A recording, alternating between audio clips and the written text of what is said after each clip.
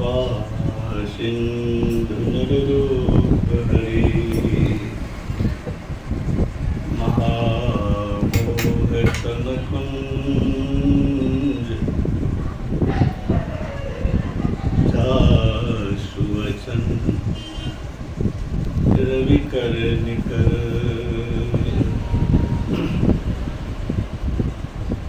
श्री सद्गुरु महाराज की जय। पूज्य अध्यात्म प्रेमीगण, माताएं, बहनें, मन होता था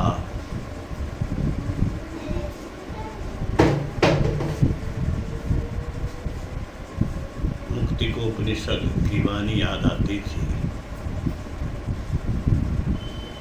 भगवान राम ने हनुमान से कहा,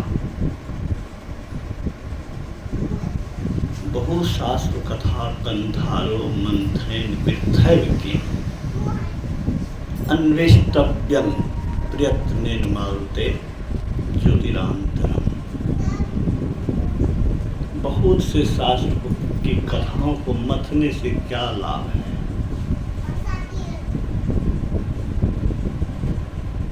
अत्यंत यत्नवान होकर अंतर की ज्योति की खोज करो। ये बात जब मन में आई तो मन होता था ध्यान करें, कुछ देर किया। एकाएक मन में रामचंद्र बाबू के आग्रह ने मुझे यहाँ आने के लिए प्रेरित किया।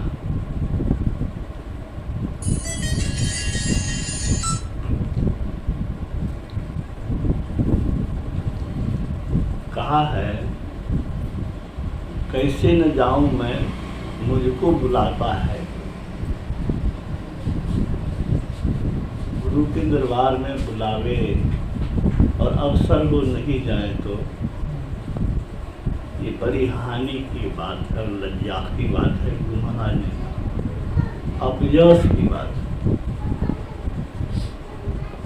चौथा शब्द भी हो सकता है बोलने में, लेकिन ये 3 शब्द याद है। गुरु महाराज ने कहा कि सत्संग के लिए बुलावा हो, मैं नहीं जाऊं, ये मेरे लिए बड़ी हानि, लज्जा, अपयश की बात है। हम लोग तो गुरु महाराज से ही कुछ उम्मीद करते हैं, भरोसा रखते हैं। एकमात्र सहारा वे ही हैं जब देह ही साथ नहीं देता है, अपना मन ही साथ नहीं देता है, तो देह से जुड़े हुए संबंधी और संपत्ति कहाँ से साथ देगी? बल्कि ये देह जो है ये तो दुख देने वाला है। इसीलिए तभी हम लोग भजन सुन रहे थे, जो नर रूप में नारायण थे। गुरु महाराज ने सत्संग योग भाग 4 में लिखा है,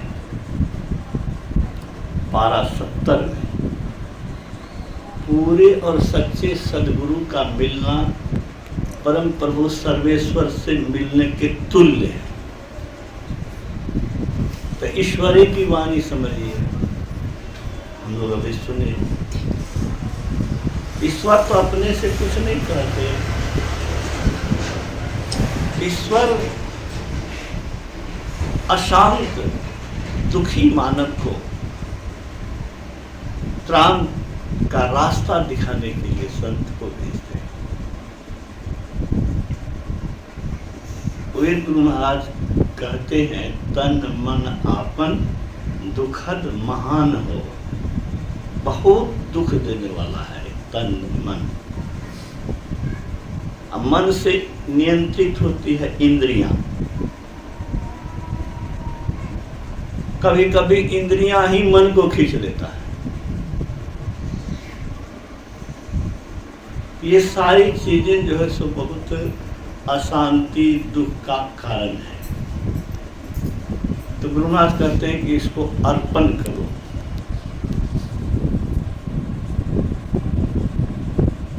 तन मन आपन दुखद महान हो, गुरु पद अर्पी अर्पी लहु ज्ञान हो। भगवान कृष्ण ने भी कहा, तत्विद्धि प्रणिपातेन परिप्रश्नेन सेव्या उपदेक्षन्ति ते ज्ञानं ज्ञानं तत्वदर्शिनम्। हे अर्जुन, तत्वदर्शी की शरण में जाओ। सेवा, विनय, प्रणिपात, प्रणाम करके तत्व ज्ञान की शिक्षा लो। ये नहीं कहा कि हम भगवान हैं और हम तुमको हम मिल गए हैं तो अब गुरु के शरण में नहीं जाओ, बल्कि अपने प्रियतम सखा के कह करके भी उनको संबोधित किया है। तो प्रियतम सखा को कहते हैं कि तुम तत्वदर्शी की शरण में जाओ। वे उपदेश देंगे, उस पर चलकर तेरा कल्याण होगा। तो तत्वदर्शी का उपदेश वही है जो भगवान राम ने कहा है, अशब्दम स्पर्शम अरूपम अव्ययम तथा अरसं नृत्यम गंधवत च यत् अनाम गोत्र ही भजस्व नित्यम पवनात्मक आतिहन। हे पवनात्मक, पवन शुद्ध, दुखों को नष्ट करने वाला जो मेरा रूप है वह शब्दहीन है, रूपहीन है, उसका कोई रूप नहीं है। मेरा जो रूप देख रहे हो, इस रूप को भजने से तेरा कल्याण नहीं होगा, दुखों का नाश नहीं होगा। मेरे किस रूप का ध्यान करो? आत्मरूप का ध्यान करो। अब आत्मरूप क्या है? हम लोग शरीर धारी हैं। अगर कहें कि बिंदेश्वरी कौन है तो बिंदेश्वरी शरीर में रहने वाला है, न कि ये शरीर बिंदेश्वरी। बिंदेश्वरी के रहने से ये शरीर कुछ बोल रहा है। उस आत्मा का नाम बिंदेश्वरी। तो जो शरीर को संचालन करने वाला वह व्यक्ति है और संसार को संचालन करने वाला जो है वह परमात्मा है। मेरे उस रूप का को भजो, मतलब सगुण भक्त रूप में ही नहीं, मेरे उस रूप को प्राप्त करने की कोशिश करो। भगवान राम ने कहा। वही तो गुरु महाराज कहते हैं कि गुरु से युक्ति लेकर के गुरु पद अर्पी अर्पी लहु ज्ञान हो। कौन चीज का ज्ञान हो? कैसे उसको पाएंगे? उस ज्ञान से क्या होगा? ज्ञान माने युक्ति। गुरु ज्ञान दिव्य भान हृदय उगाओ। इस शरीर के अंदर में दिव्य सूर्य है, अलौकिक सूर्य है। ये तो गुरु महाराज की कृपा से हम लोग जान पाए, नहीं तो किसी स्कूल कॉलेज में थोड़े जानते कि शरीर के अंदर में अलौकिक सूर्य भी है और उसकी कुछ विशेषता भी है। उसकी क्या विशेषता है? भगवान रामचरितमानस में पढ़िए, अंदर में जो सूर्य के दर्शन करते हैं तो उनके काम क्रोध लोभ मोह के आदि विकार नष्ट हो जाते हैं। विविध कर्म गुण काल स्वभावों ये चकोर सुख लाभ ही न काओ। सत्ज्ञान होगा, विश्व ब्रह्मांड को अपने अंतर में देखेंगे। और गुरु महाराज कहते हैं कि उसको उस अवस्था में जाने के बाद ये संसार ही झूठा मालूम पड़ेगा। ऐसा स्वप्न भंग होने के साथ ही आपको मालूम होता है कि कहाँ हम व्याकुल थे, भूत के डर से, प्रेत के डर से, सांप के डर से, वो तो कुछ नहीं था। और राजा कहाँ बने थे, करोड़ का पैसा कहाँ मिला था, राजा क्या बने थे, तो सब बेकार था। हाँ, वो महसूस होने लगा। ऐसे ही उस दिव्य सूर्य या अलौकिक सूर्य के दर्शन से ये मन में स्वतः बैठ जाएगा। फिर इस संसार से कोई आसक्ति रहने का कोई सवाल नहीं है, और उसका लालच हम लोग को खींचेगा, ऐसा कोई सवाल नहीं है। जिसकी ये स्थिति होगी उसको सांसारिक भोग वो अथू करेगा। झूठे सुख को सुख कहे, मानत है मनमोद, जगत चबेना काल के, कुछ मुख में कुछ क्रोध। तो स्वामी तुलसीदास जी कहते हैं, ब्रह्म पीयूष मधुर शीतल जो पे मन रस पावे, तो कत मृग जल रूप विषय कारण निशि वासर धावे। क्या अर्थ हुआ? जो अपने अंदर में ब्रह्म रस को पाता है, अमृत को पाता है। अमृत क्या है? जो अमर बना है। अंदर में वो कौन सा अमृत है? वह ज्योति रूप में और शब्द रूप में है। अंदर की ज्योति को जो पाता है, अंदर की शब्द को जो पाता है, वह ईश्वर से जाके मिलकर के ईश्वरत्व को पाता है। और फिर वो जन्मने की जरूरत नहीं, मरने की जरूरत नहीं, तो वो अमर होता है। ठीक है, बस समझ में आया कि नहीं? अमृत नाम सुनते रहे हैं सब दिन, लेकिन अमृत नाम का चीज कोई है क्या? है नहीं है, सो बात नहीं है, लेकिन वह साधना के क्रम में अपने अंदर में उसकी प्राप्ति होगी। किस रूप में? ज्योति के रूप में, ब्रह्म ज्योति और ब्रह्मनाद के रूप में, जिसको गुरु महाराज ने कहा, अमृत ध्वनि की नौबत झहरत बड़ भागी सुनते, सुनत लखत सुख लहत अद्भुति में ही प्रभु मिलते। हम लोग का ये अहोभाग्य है, अहोभाग्य है कि जिस पुरुष ने एक कठिन और दुर्गम, सबसे कठिन काम, सबसे बड़ी उपलब्धि पाने वाले को देखा, उनके संपर्क में रहा, उनसे बात करने का मौका मिला, उनका ज्ञान तो सबको मिल रहा है, भले ही बाद में आए हो संत मत में, लेकिन ये ज्ञान तो सबको मिल रहा है। और ये जब तक भूमंडल रहेगा तब तक उनका ज्ञान रहेगा, उसमें तो कोई दिक्कत नहीं है, शंका का कोई प्रश्न नहीं है। तो हम लोग बहुत फॉर्चुनेट हैं, बहुत भाग्यशाली हैं कि ऐसे संत के सानिध्य और उनके ज्ञान से लाभान्वित हुए, जो अपने शरीर के अंदर में ईश्वर को पाके कहा, सार शब्द मिलेगा, ईश्वर मिलेंगे, जितना मैंने किया है उतना मैं कहता हूँ। सुनिए, जितना मैं कहता हूँ, जितना मैं पाया हूँ उतना मैं कहता हूँ। क्या कहता हूँ?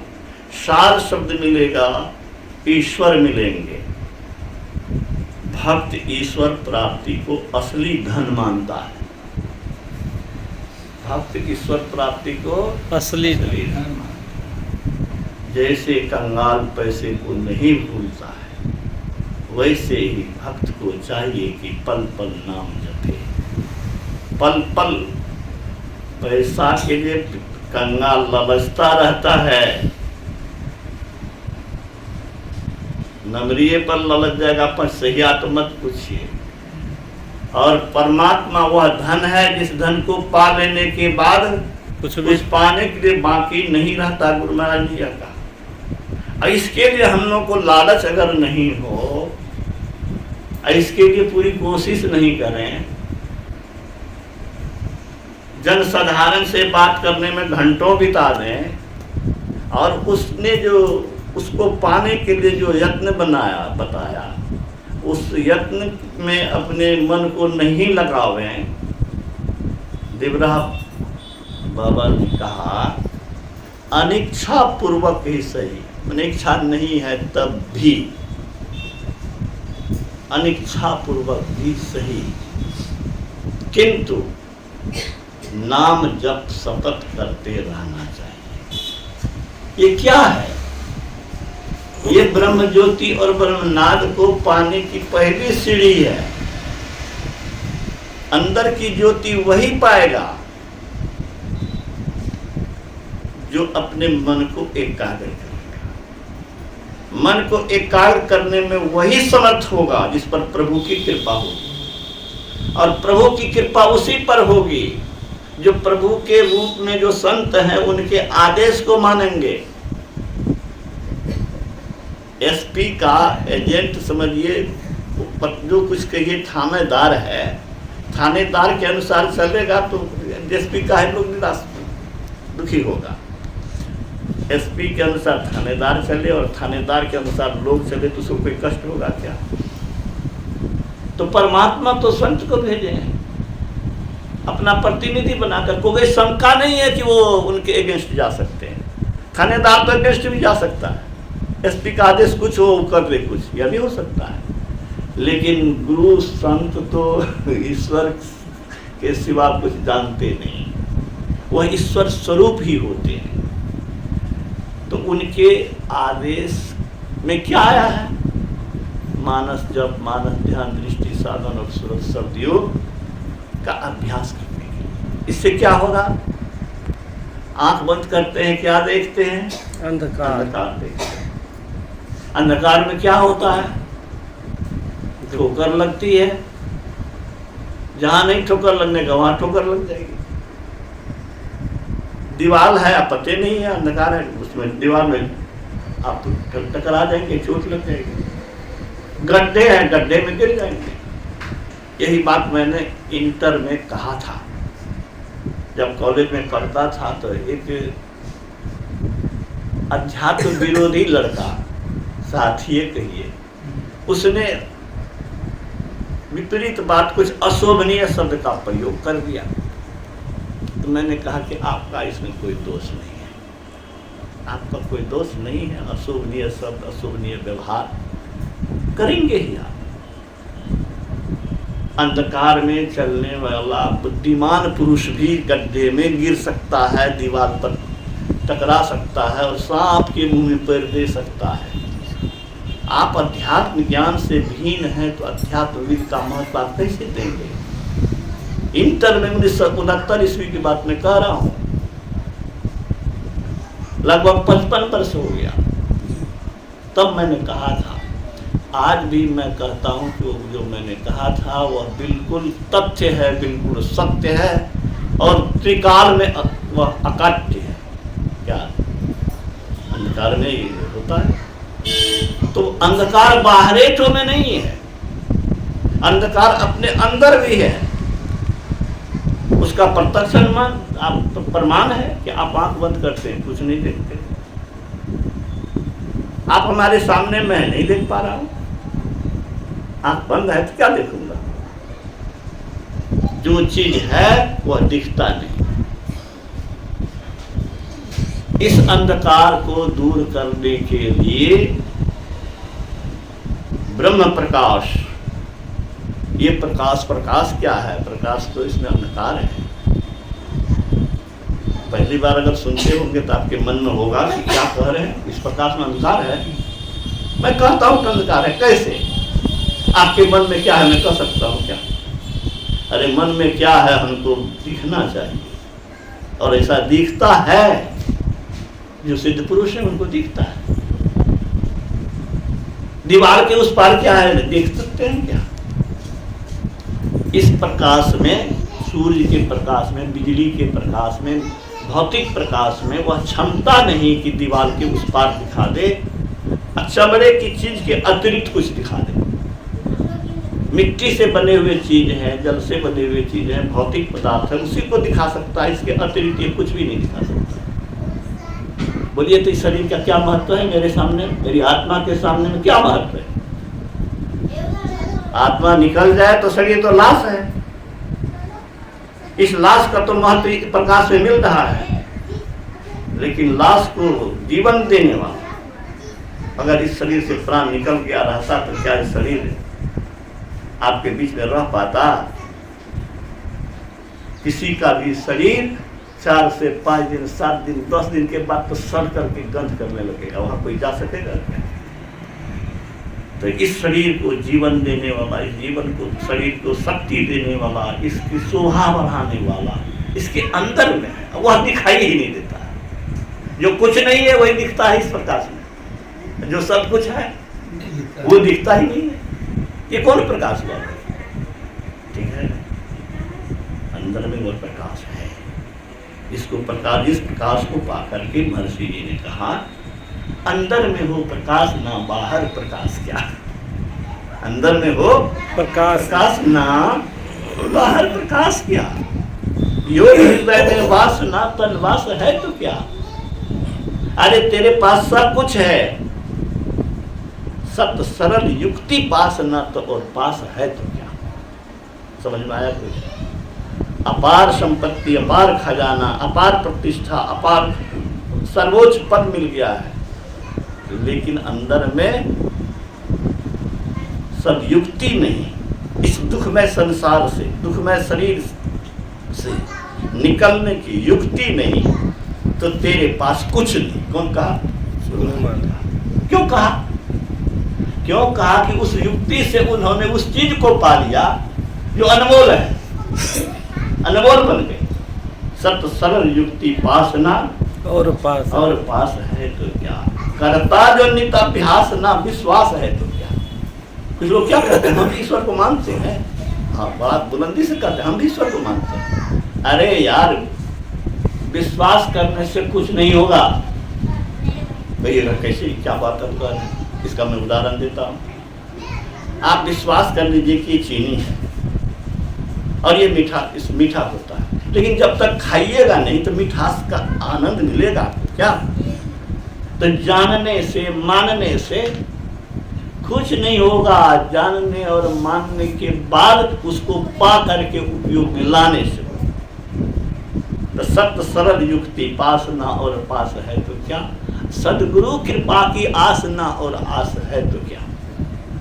जब उन्हीं की कृपा पर भरोसा नहीं है आपको, तो और शरीर पर भरोसा, संबंधी पर, पैसा पर, संसारिक वस्तु पर भरोसा, धन पर भरोसा, तब तो समझिए कि आप आत्मघात करने ही वाले हैं। कल मरिए कि 10-20 वर्ष के बाद मरिए, आप मरे हुए ही समझिए अपने आप,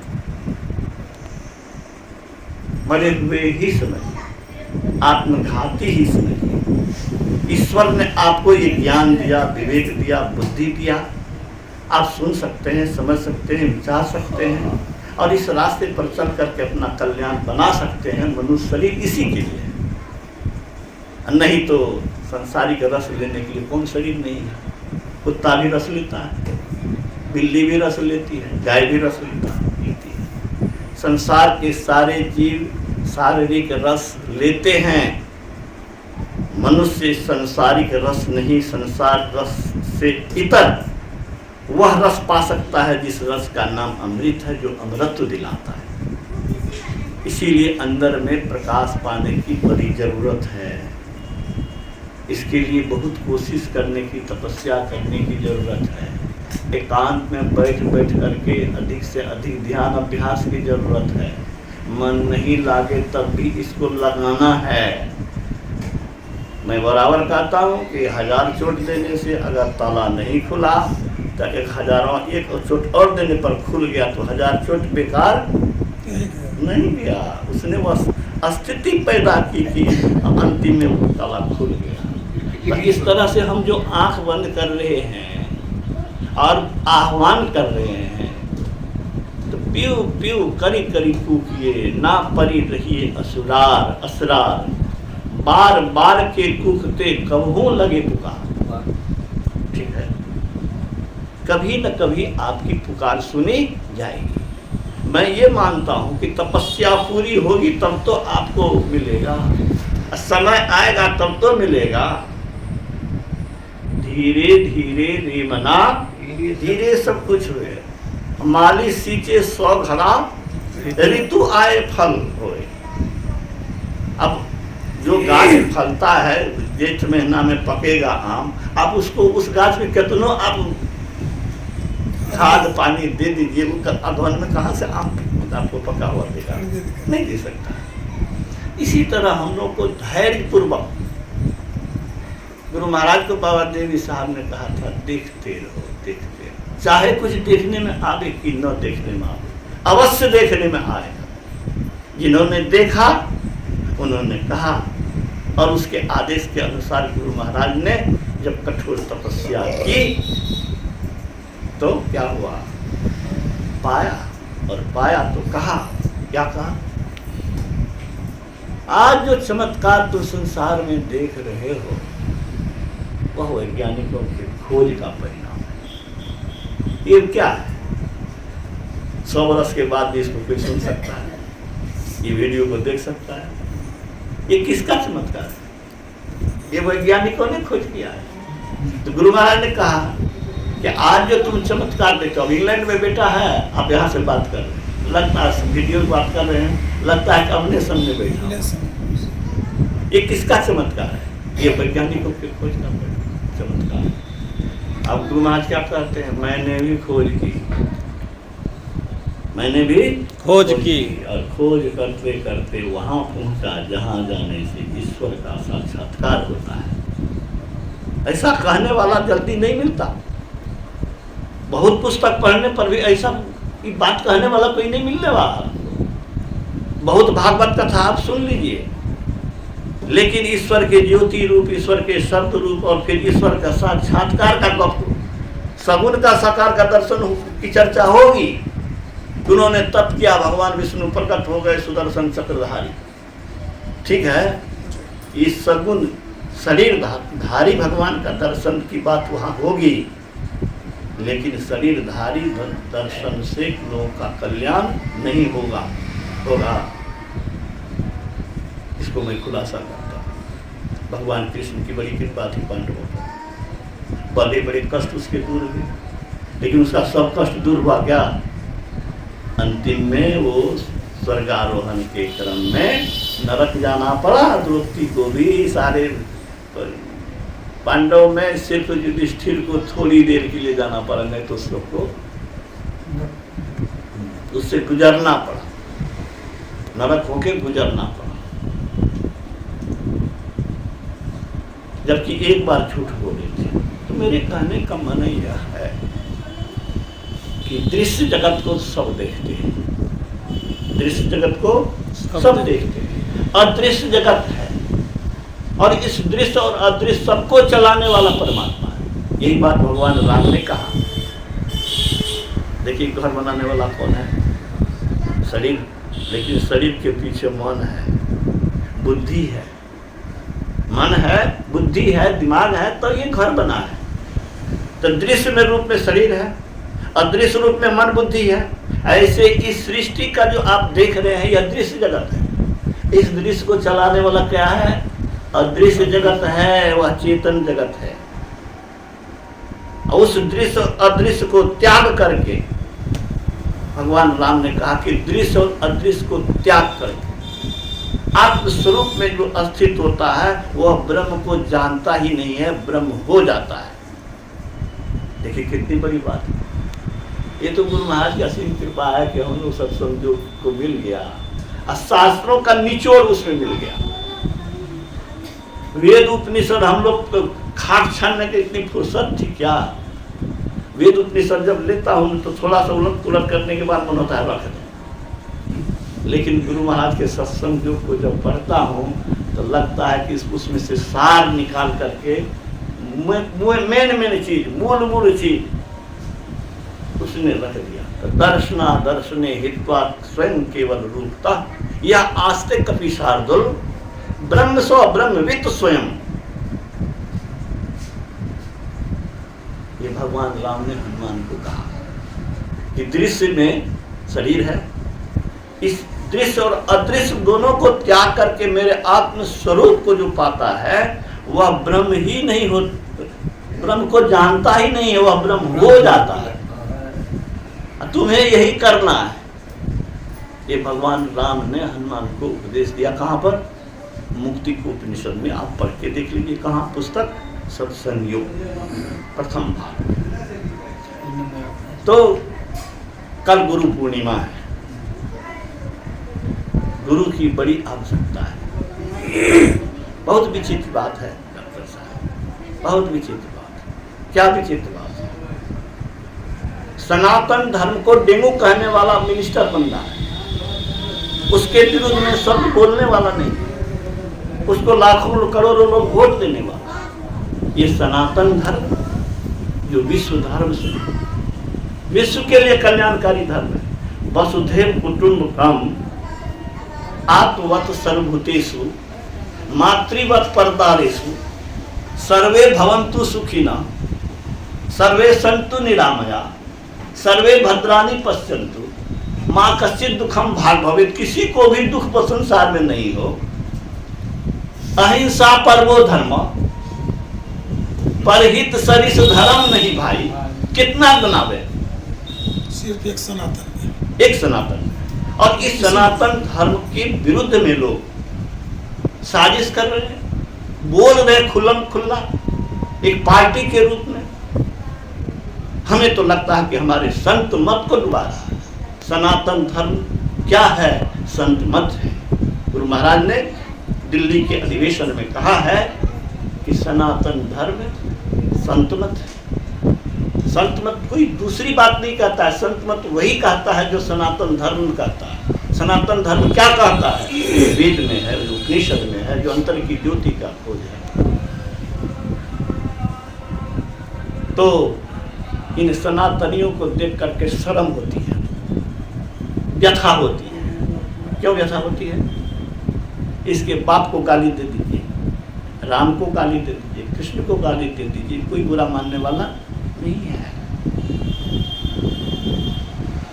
उसके विरुद्ध में बोल रहा है। गुरु महाराज रामचरितमानस को पवित्र ग्रंथ बोला और यहाँ का एमएलए जो है वो जलाने की बात कर दिया। ये दुखद स्थिति है। क्यों स्थिति है? कि अपने हम इस महान धर्म को, अपने महान पूर्वज को, महान थाती को हम उस पर गर्व नहीं करते, उसको जानते नहीं, उसको मानते नहीं, उसको फैलाते नहीं। हम उसको जानते, अधिकांश लोग नहीं जानते हैं, मानने के लिए तैयार नहीं है। हम लोग अपने परिवार में भी इस ज्ञान को फैलाने की कोशिश नहीं कर रहे हैं। हम तो अपने सत्संग में आ रहे हैं, लेकिन पत्नी को नहीं सुना रहे हैं, बेटे को नहीं सुना रहे हैं, बेटी को नहीं सुना रहे हैं। लाखों का खजाना तो उसको व्यवस्था कर रहे हैं, उसकी स्कूल की पढ़ाई की व्यवस्था तो कर रहे हैं, लेकिन जिस विद्या से, जिस ज्ञान से कल्याण होगा, इस जीव का सदा के लिए कल्याण होगा, उस ज्ञान को सुनाना भी नहीं चाहते, या हमारा आचरण भी वैसा नहीं है कि वो हमसे प्रेरणा ले। हमारा आचरण भी होना चाहिए, नहीं तो कहेगा कि अपना तेना ना करे से हमरा कहे से ना। तो आप क्या करते हैं? बोलने से बेसी आपका आचरण भी प्रभाव पड़ता है। आप अगर सत्य बोलते हैं हमेशा और कोई कह दे कि गलत बात की आपका बाप ऐसा बोला है तो लड़ जाएगा, कहे नहीं ऐसा हमारे पिताजी झूठ बोल ही नहीं सकते, उसको इतना कॉन्फिडेंस होगा। तो आप पहले सत्य बोलेंगे, तब आपके बच्चे को भी प्रेरणा मिलेगी कि हमारे पिता सत्यनिष्ठ है। अब इसके बावजूद अगर वो नहीं अपनावे तो उसको हम आप क्या करेंगे? मुख बुरख हृदय न चेत जो गुरु मिले बिरंची सब फूले फले न बेत जदपि सुधाबर से जलत पाहन पतित बान न बेधत रीतो करत निसंग सूरदास खलकाली कामरी चढ़त न दूजो रंग। जो संस्कारहीन पूरा है उसको आप कितना ज्ञान दीजिएगा तो करानी नहीं करेगा, लेकिन कम से कम कोशिश हम लोग की होती रहनी चाहिए। तो कल गुरु पूर्णिमा है। गुरु के बिना जीवन अंधकारमय है। भगवान राम ने गुरु की सेवा किया, श्रीमान भगवान कृष्ण ने गुरु की सेवा की। गुरु महाराज के प्रवचन में आया, इस देश में ऐसे पराक्रमी पुरुष हुए जिसने समुद्र में 400 योजन का लंबा पुल बनाया, नीचे में एक भी पाया नहीं। ऐसे भगवान श्री राम थे।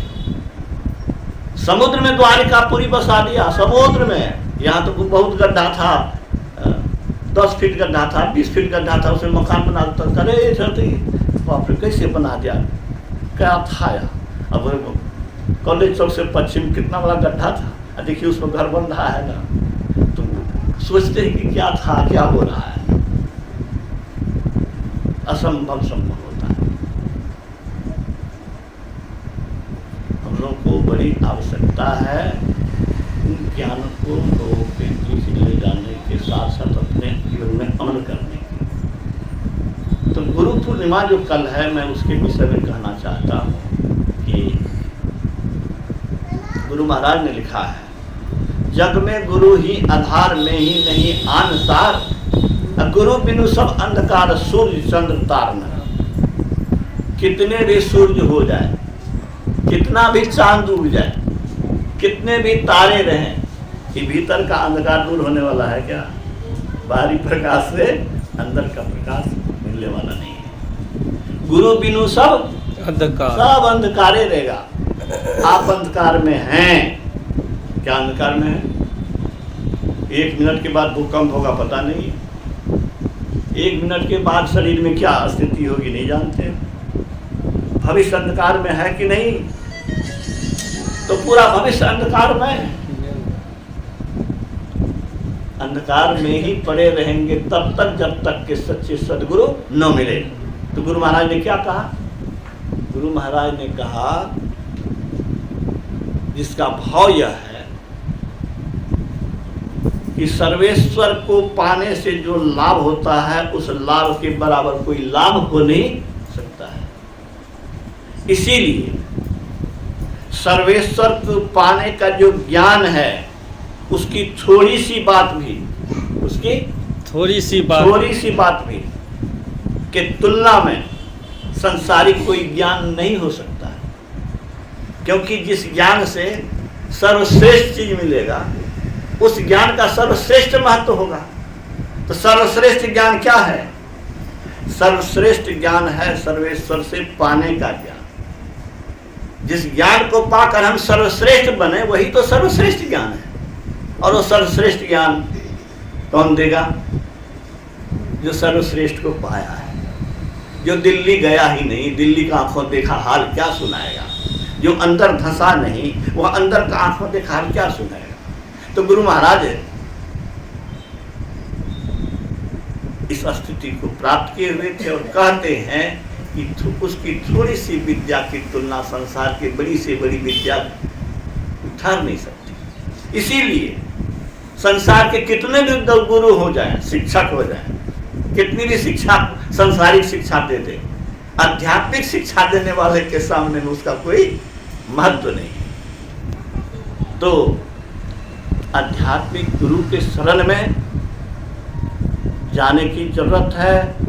तो भगवान कृष्ण ने समुद्र में द्वारिकापुरी बसा दिया। मैं कहा था कि गड्ढे में बनाता है तो कहते हैं कितना ऊंचा बना दिया, कितना गड्ढा था, समुद्र में द्वारिकापुरी बसा दिया। मैं हाल में देख रहा था, भारत का पत्रकार वैज्ञानिक विधि से भौतिक वैज्ञानिक उपकरण के द्वारा समुद्र में जाकर वो द्वारिकापुरी का चित्र हम लोगों को टीवी पर दिखा रहा था कि मैं यहाँ हूँ, देखिए, ये देखिए। अभी एक चमत्कार है। हजारों फीट नीचे जा करके और वहां से आपको दृश्य दिखावे, वीडियो दिखावे। ये सब तो जो नहीं देखा है उसको होगा कि साँचे कहे थे कि झूठ कहे थे। तो हमने तो देखा है, जो कोई देखे होंगे। तो मेरे कहने का मतलब है कि ऐसे भगवान कृष्ण थे, वो गुरु की सेवा करते थे। वो कहते हैं गुरु के शरण में जाओ। वो भगवान राम को मानते हैं। अब भगवान राम कहते हैं क्या? नर्तन भव बारिदी का मेरो, सन्मुख मरुत अनुग्रह मेरो, करंधार सदगुरु दिलनावा, दुर्लभ सार सुलभ करी पावा। तो वो कहते हैं कि मल्लाह संसार सागर से पार करने वाला गुरु ही है। उस गुरु का महत्व हम लोग नहीं देते हैं। इसीलिए एक बड़े महात्मा का आज मैं पढ़ सुन रहा था। उन्होंने कहा कि इस सनातन धर्म की रक्षा करने वाला नहीं है। क्या करेगा? हमको सनातनी को देख करके शर्म हो रही है और ये भारत की रक्षा ये करने में समर्थ नहीं है। भारत के टुकड़े हो गए, पाकिस्तान बन गया, बांग्लादेश बन गया, अफगानिस्तान बन गया और सब देश बन गया। क्या हालत है हिंदुओं, सनातनियों की पाकिस्तान। मैं सुन रहा था 21% था जिसमें विभाजन हुआ, आज 1%। कहाँ गए वे लोग? क्या हालत होगी? लोग कहेगा कि राजनीतिक बात करते हैं। राजनीतिक बात नहीं, सनातन धर्म पर हमें गर्व है और सनातन धर्म सर्वश्रेष्ठ धर्म है। यह मानव धर्म है, यह विश्व का कल्याणकारी धर्म है। इस धर्म को सबको मानने से सबका कल्याण है, जो नहीं मानेगा उसका कल्याण हो नहीं सकता है। अहिंसा परमो धर्म है, इस सबके लिए सत्य है। हम आपको काटेंगे तो हम चैन से रह सकते हैं क्या? जो दूसरे को दुख देगा वह चैन से रह सकेगा क्या? जो बलात्कार करेगा उसकी बेटी बहू बच जाएगी क्या? सताने वाले सताए जाएंगे, कष्ट देने वाले कष्ट पाएंगे। इसीलिए अगर ऐसे लोगों का बोलबाला होगा तो वहां रावण राज होगा, और जहां रावण राज होगा तो वहां जलेगा। रावण राज लंका जली। ऐसे ही जो धर्म को छोड़ेगा, मनुष्यता को छोड़ेगा, जो देश, जो समाज, जो व्यक्ति, ठीक है, जो व्यक्ति धर्म को छोड़ेगा वो उसका सर्वनाश होगा कि नहीं, उसकी दुर्दशा होगी कि नहीं। जो देश, जो समाज, जो व्यक्ति संतों के राह पर नहीं चलेगा उसकी दुर्दशा होगी, कोई बचा नहीं सकता है। गुरु महाराज ने कहा, संत शरण जो पड़ा ताही का लगा ठिकाना, और नहीं कहीं कुशल सफल वैराग चवाना। कल गुरु जयंती है, गुरु पूजन, गुरु पूर्णिमा है, भगवान वेद व्यास जी की जन्म तिथि है। विश्व को उन्होंने मार्गदर्शन किया, उन्होंने ही वेद उपनिषद आदि की रचना की है, चारों वेद 18 पुराण की रचना की। कहाँ कहाँ गए, सब उनके सामने नतमस्तक हुए। आज उस महान संत, कल उन महान संत की जयंती के रूप में कहिए गुरु पूर्णिमा मनाते हैं। आषाढ़ पूर्णिमा के दिन उनका जन्म हुआ था। आषाढ़ पूर्णिमा के दिन जन्म हुआ तो उनकी जयंती कहिए, उनका जन्मदिन कहिए, या पूर्णिमा है इसलिए गुरु पूर्णिमा कहिए। ये गुरु पूर्णिमा कल हम लोग मनाए अपने अपने जगह पर। और गुरु पूर्णिमा बाहर से क्या मनाना, अंदर से मनाना। गुरु महाराज ने कहा, गुरु ने जो कहा, जो किया, उनको याद नहीं किया, उनको अपने जीवन में उतारा नहीं, तो जयंती मनाना किसी काम है। हम ये तो पाखंड है, पाखंड है। आप उनकी तस्वीर पर फूल चढ़ाते हैं, माला चढ़ाते हैं और उनके कहने के विपरीत आप चलते हैं। ये पाखंड है, ये धोखा है। आप भी रिटायर कर गए हैं, ये भी रिटायर कर गए हैं, ये भी रिटायर कर गए हैं, हम भी रिटायर कर गए हैं। वहाँ रिटायर छी हो, वो रिटायर, यो रिटायर, सब बेसी रिटायर लोग सब। रिटायर लोग के माने की भले संन्यास। 4 आश्रम पहले था, ब्रह्मचर्य, गृहस्थाश्रम और वानप्रस्थ, संन्यास। मान लीजिए अपने आप को सन्यासी। अब सन्यासी को जैसे जीना चाहिए वैसे जीवन जीविए। तू अगर पहले से सन्यासी का जीवन जीने की कोशिश करो, जीवन जीने का दौर अच्छा है। हाँ, मैं शुरू से सोचता आ रहा हूँ और कोशिश करता रहा हूँ कि घर को तपोभूमि बनाना है। ये आज मैं नहीं कह रहा हूँ, 2500 वर्ष पहले अपनी झोपड़ी में मैं कहता था कि घर को तपोभूमि बनाना है। तपोभूमि बनाने के लिए किसी भेष की जरूरत नहीं है। गुरु महाराज ने कहा, सन्यासी, सन्यासी किसको कहते हैं? गुरु महाराज ने कहा, जो मन से त्याग कर देता है वही सन्यासी नहीं है, जो मन का भी त्याग कर दे वह सन्यासी है। बड़ी इंपॉर्टेंट लाइन है। मन से घर को त्यागा, मन से सब कुछ को त्यागा, मने पर नहीं त्यागा, तो आप असली सन्यासी नहीं है। ये गुरु महाराज की परिभाषा कब दी गई है जानते हैं? 1977 ईस्वी में, जब एक टक्कर कान्हू से लीजिए वाली घटना घटी थी। उसके बाद जो गुरु महाराज पंजाब जालंधर गए थे, वहाँ पर पत्रकार आए थे। उस पत्रकार का इंटरव्यू मैं आपको सुना रहा हूँ। उन्होंने, एक पत्रकार ने कहा कि लोग आज घर छोड़ते हैं, कल गरबा पहन लेते हैं, तीसरे दिन घोषणा कर देते हैं कि मैं तो भगवान हूँ। तो गुरु महाराज ने कहा कि मैं अपने को भगवान नहीं कहता हूँ, हाँ, मुझसे अगर कुछ पूछना है तो पूछिए। तो उसी क्रम में गुरु महाराज ने सन्यासी किसको कहते हैं, ऋषि किसको कहते हैं, महर्षि किसको कहते हैं, ब्रह्म ऋषि किसको कहते हैं, ये बात जो कहा है तो उसी में सन्यासी बनने की सलाह पर इन्होंने यही कहा कि मन से त्याग नहीं, मन का भी त्याग। अपने को शून्यवत कर किए बिना ईश्वर के दरबार में प्रविष्टि संभव नहीं। ठीक है, समझ में आया? हम कुछ नहीं हैं, ये जब कहिएगा हम ये हैं, हम इतने ज्ञानी हैं, हम इतने ध्यानी हैं, हमको इतना अध्ययन है, मनन है, इतना पूजा किए, इतना पाठ किए, हम कुछ नहीं किया, आंख बंद है, अंधकार है तो अंधकारे में है, अंधकार में है और अहंकार है, तो अंधकार में अहंकार ही होता है सर। ठीक कह रहा हूँ, अंधकार में ही अंधकार होता है, ये अहंकार होता है, मैं ही कह रहा हूँ। जिसको प्रकाश अंदर में मिल गया, जिसको अंदर में प्रकाश मिल गया, वह सबके अंदर में ब्रह्म देखता है, उसको अहंकार कहाँ से होगा? तो ऐसा नहीं कि हमको अहंकार नहीं है, लेकिन उस अहंकार को हम धूल चटाने की कोशिश में रहते हैं, कोशिश करते हैं कि मन से, बुद्धि से, विचार तो कम से कम करें कि हम कुछ नहीं है, जो कुछ है।